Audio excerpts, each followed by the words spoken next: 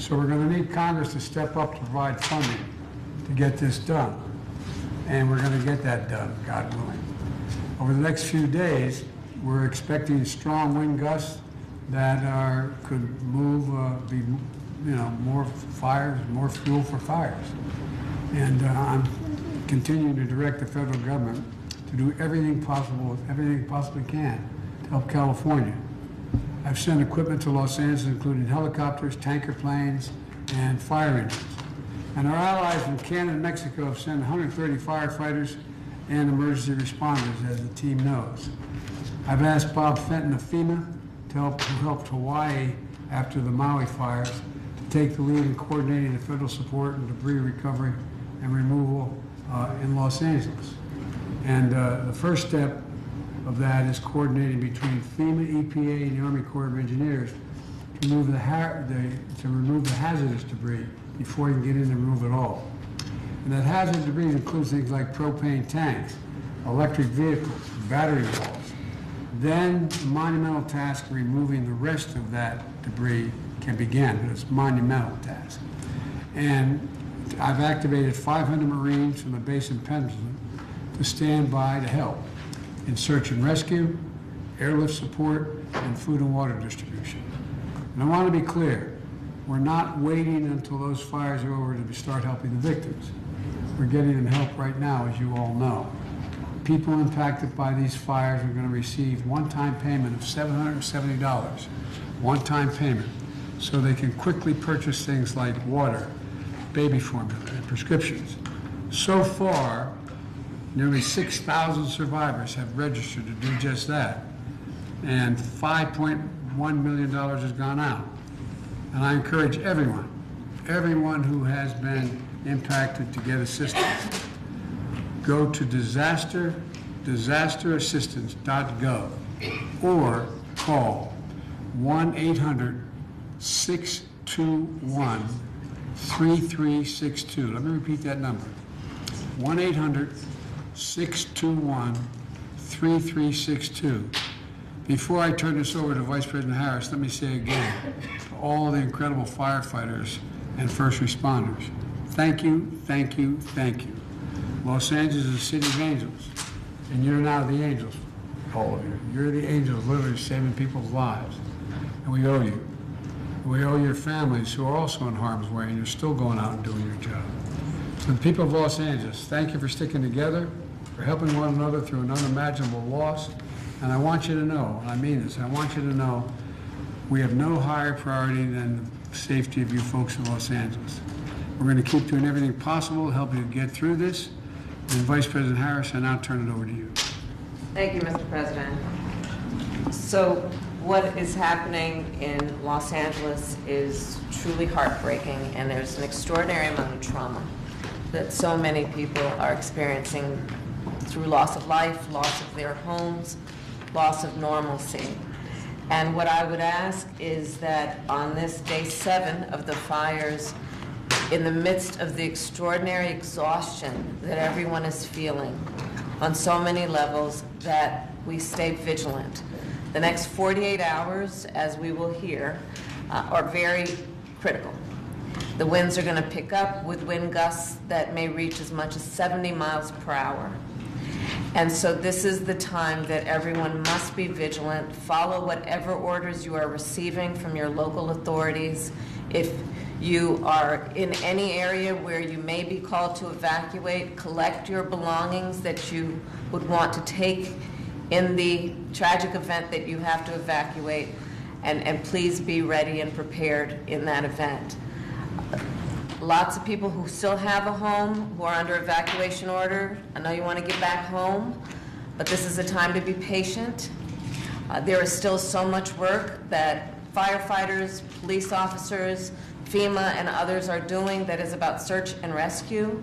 The work that still needs to be done to ensure the safety around utility lines. This work is still very much in progress, and so it's critically important that, to the extent you can find, anything that gives you an ability to be patient in this extremely dangerous and unprecedented crisis, that you do. But I'd echo what the President said. We have seen acts of courage, heroism, building of community, people looking out for strangers, and we applaud and are in awe of the generosity of spirit that we are seeing throughout the region. And so let us just always again thank our firefighters, our police officers, our first responders for what they are doing to personally sacrifice so much for the sake of others. Thank you. Thank you, Madam Vice President. We'll now go to the U.S. Forest Service Chief Randy Moore, who's out in Los Angeles. Chief Moore, over to you. Thank you, Mr. President, Madam Vice President. The situation remains very dynamic with immediate threats to life and safety. One important thing to name is that unlike what we normally would think of with wildland fires, where they're often on the landscape for weeks, these incidents are urban conflagrations, whereas once the winds are over and if containment continues to increase, we would expect these incidents to move rapidly from fire suppression to recovery. Now, in terms of the weather, we're expecting a period of elevated to critical fire weather risk through Wednesday, as the Vice President had indicated, and we're expected to have red flag warnings in effect for strong gust of winds, low humidity, and very dry vegetation for much of Los Angeles, Ventura, and neighboring counties. We're also expecting to have moderate Santa Ana winds, which begins today, later today, through Wednesday. And as the Vice President had indicated, we're looking at frequent winds of about 20 to 30 miles per hour, but gusting anywhere from 50 to 70 miles per hour are very likely. Right now, our biggest concern is new starts. And with this wind event or new growth on the Palisades or Eaton fires, these are high possibilities. So our personnel are working really hard to strengthen the existing containment lines. And also from Monday through Wednesday, we're looking to have minimum relative humidities, which is expected to remain in the upper single digits, somewhere around 20%. So what that's basically saying is that the vegetation will continue to stay dry. And by Friday, we expect several degrees of cooling and a large increase in humidity Friday into Saturday. So this is the good news on the back end of that wind. In terms of fire activity, so the Forest Service remains in unified command on the Eaton fire. The Lydia fire is no longer active, and the Hearst fire is no longer in unified command. The threats are minimal on those two fires. Now, regarding the Eaton's fire, it's holding at about 14,000 acres. Containment has grown yesterday at 27% to 33% today, and there's no new growth, which is the good news. However, firefighters are reinforcing that perimeter, and we'll have to hold that under these challenging conditions through Wednesday. We're looking at nearly 40,000 structures remain threatened, and earlier remote sensing is reporting a number of structures have been destroyed. And we are in the process of doing damage assessments by ground truthing to see what we think that we're seeing from the air. There's 8 confirmed civilian fatalities as a result of this fire, and as of yesterday, there were 50 crews, 375 engines, 16 helicopters, and over 3,400 personnel that was assigned to this fire. The Hearst fire is 95% contained, spread is minimal, and it has calmed down, and the repopulation started yesterday. We still have about 100 firefighters out there doing what we call mop-up duties. That's where they see smoke to put the fire completely out. So we'll continue to patrol the area and do mop-up activities. We continue to support the Palisades fire. We're having moderate fire behavior that persists. We currently have about 23,700 acres that are burned, and the fire is about 18% contained as we speak. There's also 2 confirmed civilian fatalities on that fire as well. We currently have about 115 crews, 540 engines, 44 helicopters, and 5,123 personnel that are assigned to this fire. To date, we're successfully filling resource requests for both initial attack and incident support. And as of this morning, there's about 9,000 firefighters that are assigned to these large fires that we're talking about here. Now, this does not include the many who's assigned to their home units or pre-positioned to their different units to provide initial attack on new starts. And we continue to have firefighters coming from all across the country, relieving some of the firefighters who have been pressing really, really hard. And we'll continue to mobilize personnel as well as equipment. Now, aviation resources that is operational as of this morning, we have 4 Forest Service and 1 CAL FIRE area supervision modules. These are for the lead planes that are going in, guiding the large planes. We have 12 air tankers. We have 18 water dropping helicopters. We have 3 water scoopers, and all 8 of the Department of Defense modular tankers are at South Ops or down in this area. 7 of them are in service, and we're still working on 1 that has some mechanical problems on the tail of the plane. That's expected to be fixed and operational later this evening, so for activity or for duty tomorrow. So tomorrow we're looking to have all 8 that are in operations, and as I said earlier, we have 7 that are operating now. A request for assistance has been sent, as I mentioned earlier, to our Canadian partners, looking at mobilizing 2 of the CL-415 water scoopers. They are expected to clear customs on Wednesday, and they'll be available after they clear federal inspections and check rides. You know, it's important to, when we talk about aviation, it's really important to emphasize that aviation resources cannot fly safely when the winds are high, like what we're talking about. So this is a situation that needs to be continually monitored. And I can't emphasize enough how important it is to closely coordinate among all partners in managing aircraft in this limited airspace. Our National Airspace Coordinator is heavily engaged with all of the people that are concerned, looking at safe operation of our aircraft in this area. And, you know, we're working with CAL FIRE to evaluate the offers that we're getting from our international partners, and this thing is dynamic and is rapidly changing. But given where we are in a year, we have very little competition for firefighting resources nationwide, and so we can still draw upon untapped federal, state, and local firefighting resources. Our initial attack rate continues to be really high. You know, we're staffing firefighters 24/7. To give you an idea, we have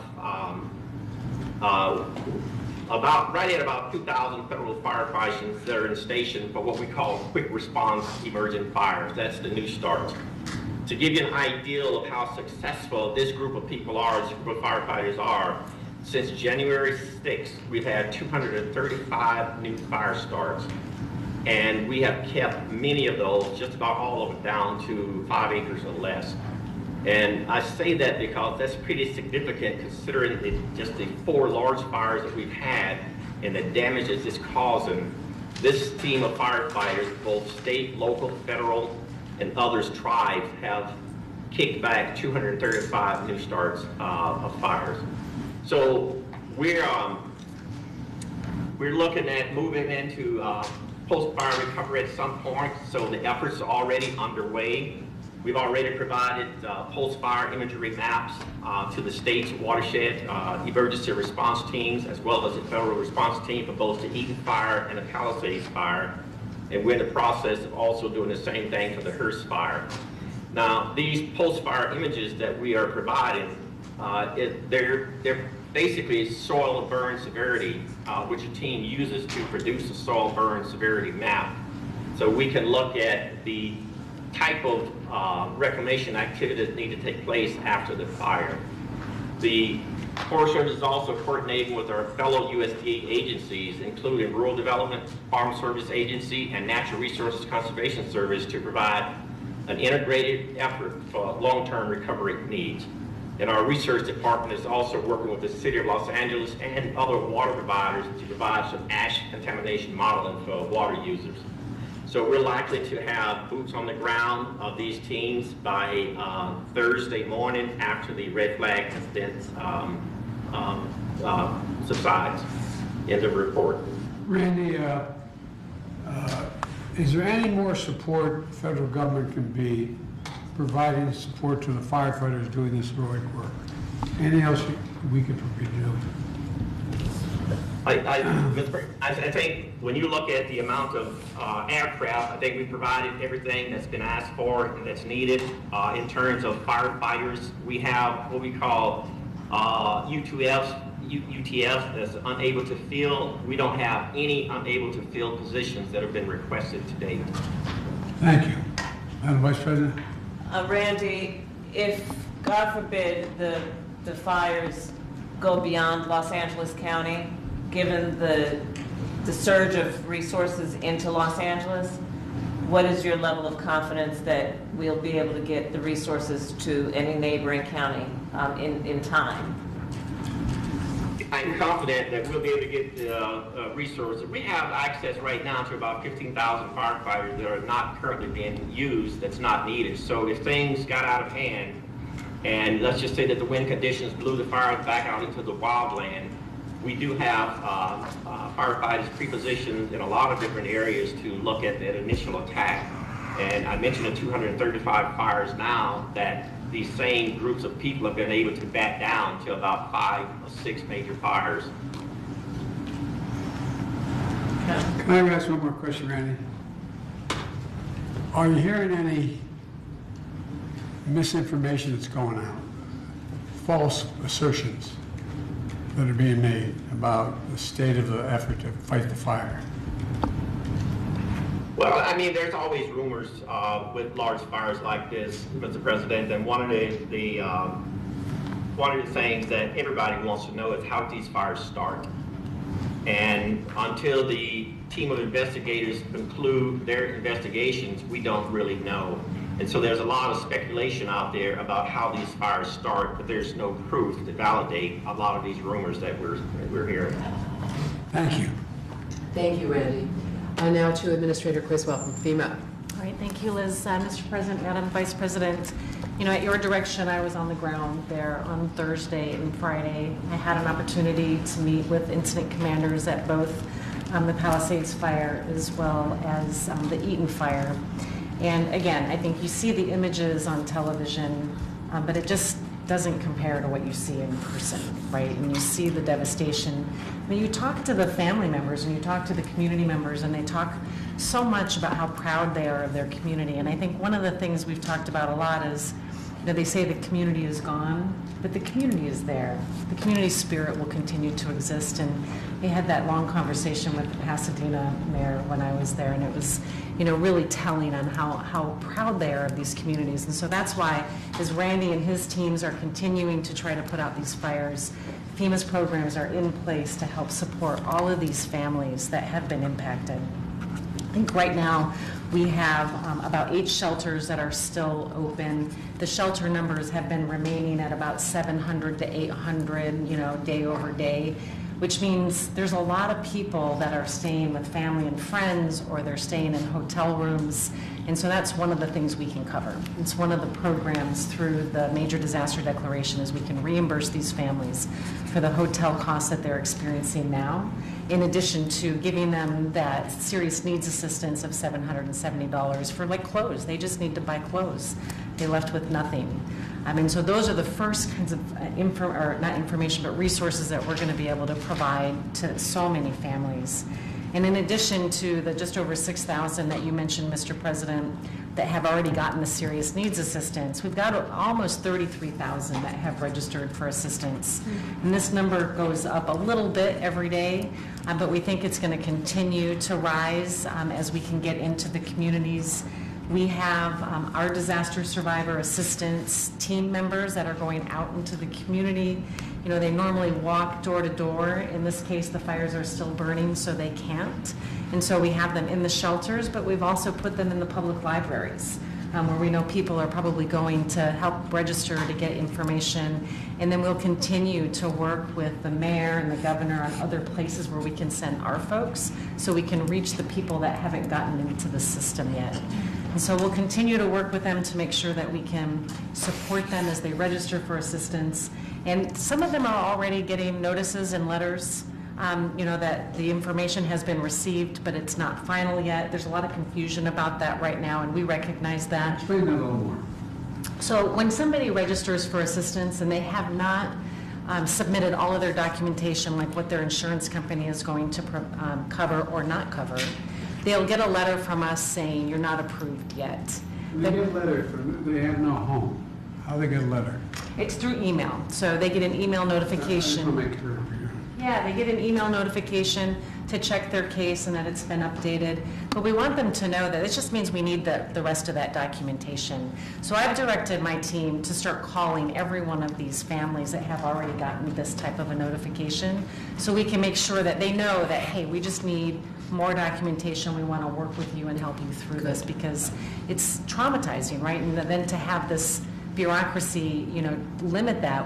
I'm trying to take away the bureaucracy at your direction. That's how much can I get rid of? This is one of the things we're going to do, is add that personal touch and call all of these families that have already received this notice, so we can get them the assistance that they're eligible for and help them upload the documentation that they might need. You hear reported by the press that there's misinformation being put out there from some sources, or even people identifying themselves and going on the air saying such and such. Are you seeing much of that, and does it have an impact on the public? We are seeing some of that, similar to what we saw in North Carolina after Hurricanes Helene, Hurricane Milton. We even saw somebody put out a way to spread a message through phones that said FEMA's going to provide 3 years of coverage for hotel rooms, which was completely false and not sent by us. And so our external affairs team works hard to put out the right information. We work with the community to try to get the trusted voices within the community to help get the right message out and know who they need to go to in order to get this process started. Unfortunately, there's a lot of people that try to take advantage of these families that have lost everything, try to apply for assistance on their behalf, try to get them to apply in a false website. Those are the things that we see in almost every disaster. It just continues to get worse and worse. It seems like disaster after disaster. Given that the winds may pick up tonight and the evacuation geography may change, how are individuals and families going to be alerted if they are now required to evacuate, especially if it happens during the night? Yeah, that's something that the state and the county have a system to do a wireless emergency alert. It'll go right to their cell phone if there's an evacuation order for their area. And even if somebody drives into the area, it will let them know that they are in an evacuation zone. When I was there, my phone would go off when I would drive into the different areas. When I would drive into Pasadena saying, this is an evacuation zone, you need to leave. And so that alert system goes out, and they have their own provider that sends those out. And it's all directed at the county level. And then do you know whether the requests that have been made of the federal government, local, state, are they all being met, or are there any that have yet to be met? So all of the firefighting requests that are going through Randy and all of his folks are all being met. We are starting this planning process for the recovery, and we're pre-positioning some resources like food and water closer to the area if they need it. California's resource, they got a lot of resources, and so they have plenty that they're drawing from their own stockpiles right now and don't need ours, but we want to make sure if they do, we have ours ready to go. And so anything that the state has asked for outside of the fires that FEMA would provide, we've been able to meet all of those requests. Liz, do you have anything to add to that? Thank you very much. All good. Thanks, So guys. that- Mr. President, What is your view, sir?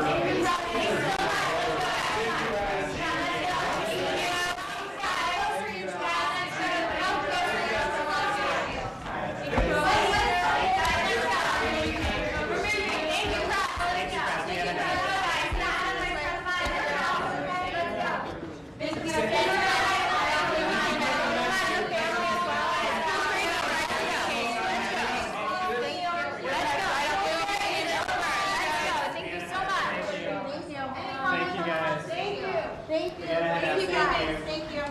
Thanks. He wants to talk.